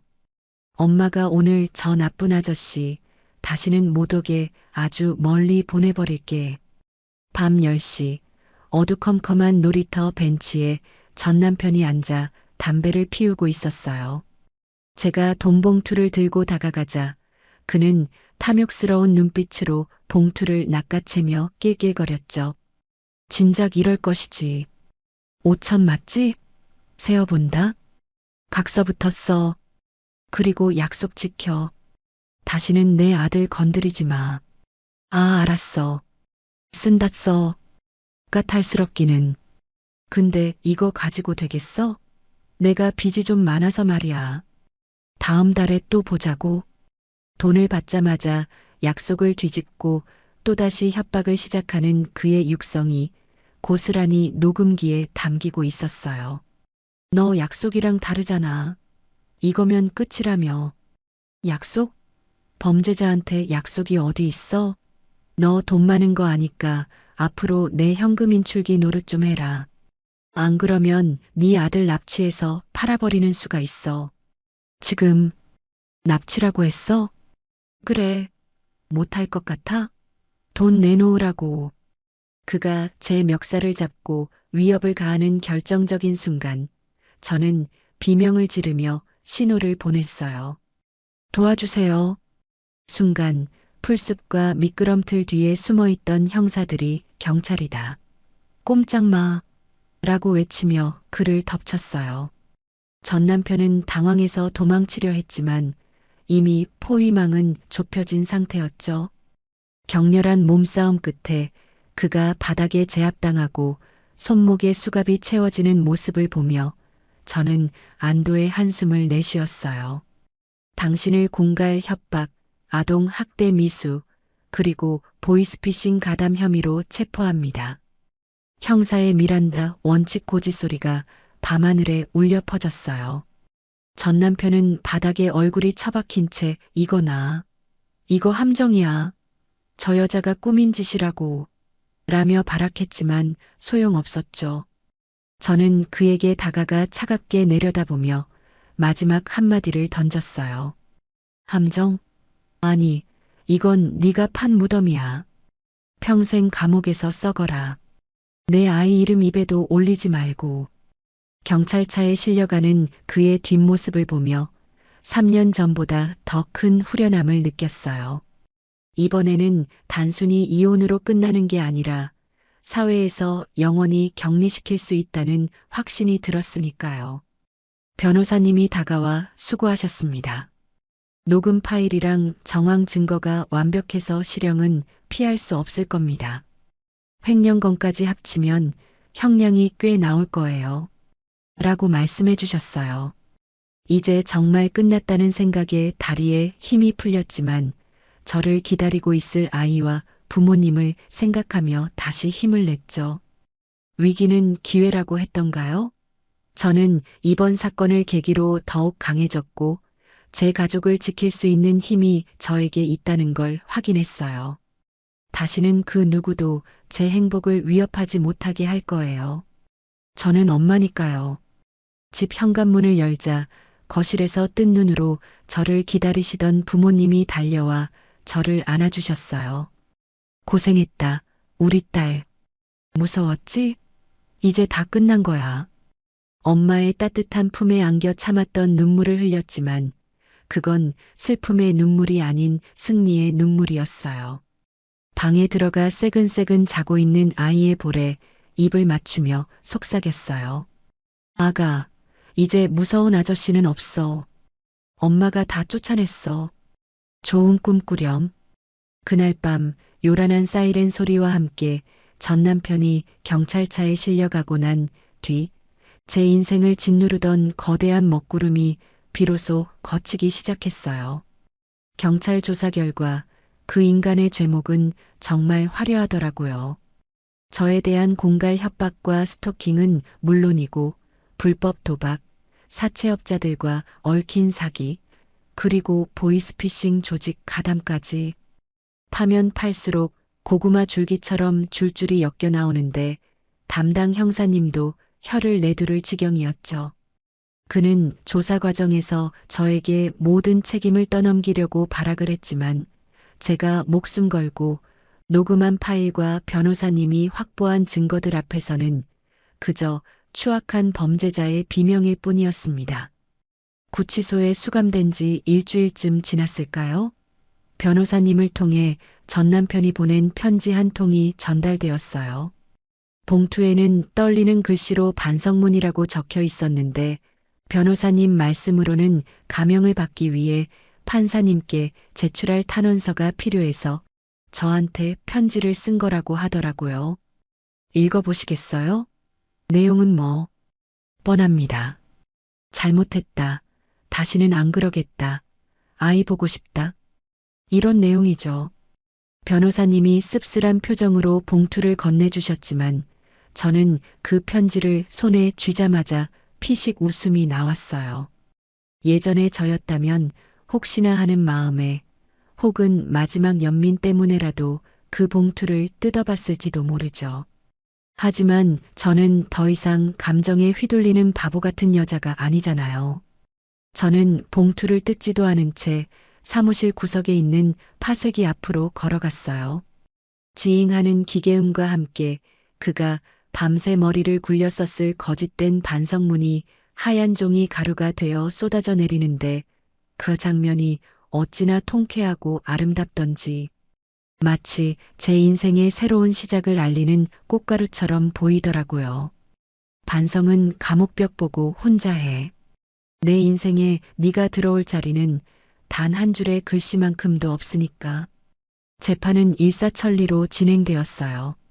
그의 죄질이 워낙 나쁘고 피해자가 다수인 데다가 전처인 저를 상대로 끔찍한 협박까지 일삼았으니 법의 심판은 가혹하고 냉정했죠. 판사님은 그에게 실형을 선고함과 동시에 출소 후에도 저와 아이에게 접근할 수 없도록 아주 강력한 접근 금지 명령을 내려주셨어요. 친권 박탈 소송도 승소해서 이제 그는 법적으로도 제 아이의 아빠 자격을 영구히 상실하게 되었고요. 법정에서 쇠고랑을 차고 끌려나가면서도 저를 향해 악을 쓰는 그의 모습을 마지막으로 제 악몽은 완전히 끝이 났습니다. 그 모든 법적 절차가 마무리되던 날 저는 연차를 내고 아이와 함께 집 근처 호수 공원으로 산책을 나갔어요. 따스한 햇살이 호수 물결 위로 부서져 내리고 살랑이는 바람이 제 머리카락을 간지럽히는데 그 평범한 풍경이 그날따라 왜 그리 눈물겹게 아름다워 보이던지요. 아이는 잔디밭 위를 강아지처럼 뛰어다니며 까르르 웃고 있었고 저는 벤치에 앉아 그 모습을 하염없이 바라봤어요. 예전에는 아이와 놀이터에 나와도 혹시 전 남편이 나타나지 않을까, 누가 우리를 지켜보고 있지 않을까 하는 불안감에 뒤를 자꾸 돌아보곤 했거든요. 등 뒤에 누군가 서 있는 것만 같아 식은땀을 흘리던 날들이었죠. 하지만 이제는 아니에요. 아무리 뒤를 돌아봐도 저를 위협하는 그림자는 없고 오직 평화로운 바람과 따뜻한 햇살만이 저를 감싸고 있다는 사실을 깨닫자 가슴 벅찬 자유가 밀려왔어요. 이게 진짜 사는 거구나. 숨을 쉰다는 게 이렇게 달콤한 거구나 싶어서 저도 모르게 깊은 숨을 들이마셨죠. 뛰어놀던 아이가 제게 달려와 품에 안기며 엄마 좋아 라고 외치는데 그 작은 체온이 제 심장에 닿는 순간 다짐했어요. 이 아이의 웃음을 지키기 위해서라면 나는 앞으로도 얼마든지 전사가 될 수 있다고, 그 어떤 시련이 와도 보란 듯이 이겨낼 거라고 말이에요. 저녁에는 친정집으로 가서 부모님과 조촐한 파티를 했어요. 엄마는 제가 제일 좋아하는 돼지갈비찜을 한 속 가득 해놓으셨고 아빠는 아껴두셨던 당금주를 꺼내 오셨더라고요. 식탁에 둘러앉아 밥을 먹는데 무뚝뚝하시던 아빠가 술잔을 기울이시며 툭 던지듯 말씀하셨어요. 이제야 우리 딸 얼굴이 좀 폈네. 그동안 마음고생 많았다. 이제 다 잊고 앞만 보고 살아. 그 투박한 위로에 목이 메어 밥을 넘기기가 힘들었지만 저는 눈물을 꾹 참고 환하게 웃어 보였어요. 엄마도 제 손 위에 당신의 거친 손을 포개시며 눈시울을 붉히셨죠. 그래, 내 새끼. 비 온 뒤에 땅이 굳는다고 했다. 너는 이제 세상 그 누구보다 단단한 사람이 된 거야. 엄마 아빠가 죽을 때까지 네 뒤에서 버팀목이 되어줄 테니까 기죽지 말고 당당하게 살아. 가족이라는 울타리가 이렇게 따뜻하고 든든한 것인 줄 예전에는 미처 몰랐던 것 같아요. 남편이라는 껍데기뿐인 가족에 매달려 정작 진짜 소중한 사람들을 외롭게 했던 지난 날이 후회되기도 했지만 이제라도 깨달았으니 다행이라고 생각해요. 우리는 늦은 밤까지 서로의 온기를 나누며 웃고 떠들었고 그 웃음소리가 집안을 가득 채우는 걸 느끼며 저는 비로소 완전한 평온을 되찾았어요. 모두가 잠든 깊은 밤, 저는 화장대 앞에 앉아 거울 속에 비친 제 모습을 가만히 들여다봤어요.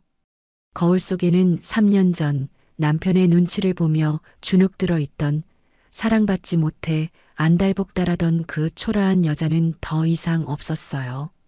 대신 그 자리에는 거친 폭풍우를 맨몸으로 견뎌내고 살아남은 눈빛이 깊고 단단해진 한 여자가 저를 마주보고 있었죠. 결혼이라는 게 참 묘해요. 사랑에서 시작했지만 그 사랑이라는 이름으로 일방적인 희생과 인내를 강요받을 때가 많잖아요. 저는 제가 참으면, 제가 더 베풀면 언젠가는 상대방도 변할 거라고 믿었어요. 하지만 그건 착각이었고 오만이었죠.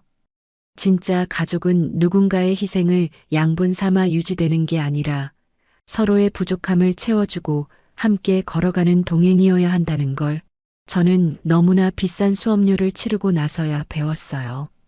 하지만 후회하지 않아요. 그 고통의 시간들이 없었다면 저는 여전히 사람을 쉽게 믿고 상처받는 유약한 존재로 남아있었을지도 모르니까요.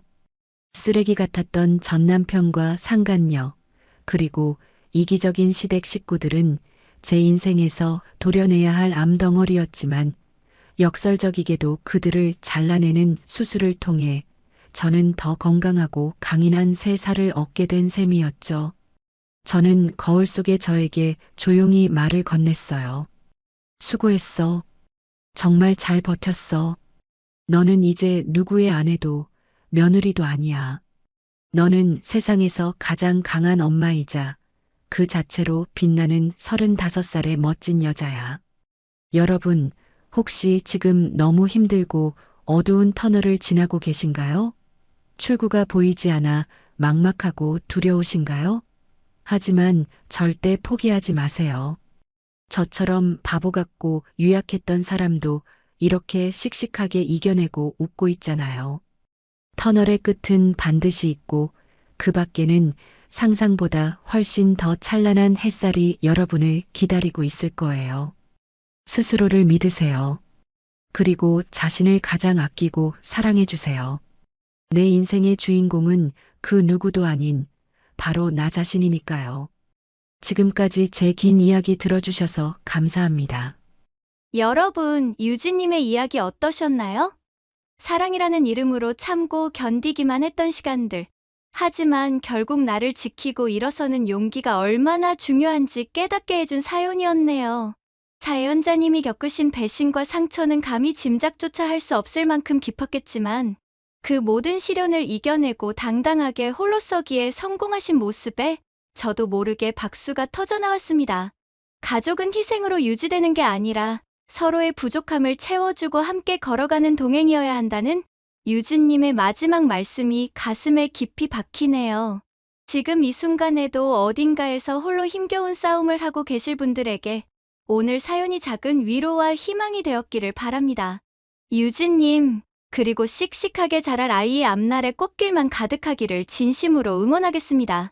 지나간 아픔은 훌훌 털어버리시고 이제는 오직 나 자신과 아이만을 위한 행복한 인생 2막을 마음껏 펼쳐나가시길 바랍니다. 유진님께 응원의 댓글을 남겨주세요. 큰 위로가 돼줄 거예요. 오늘도 끝까지 함께 해주셔서 감사합니다.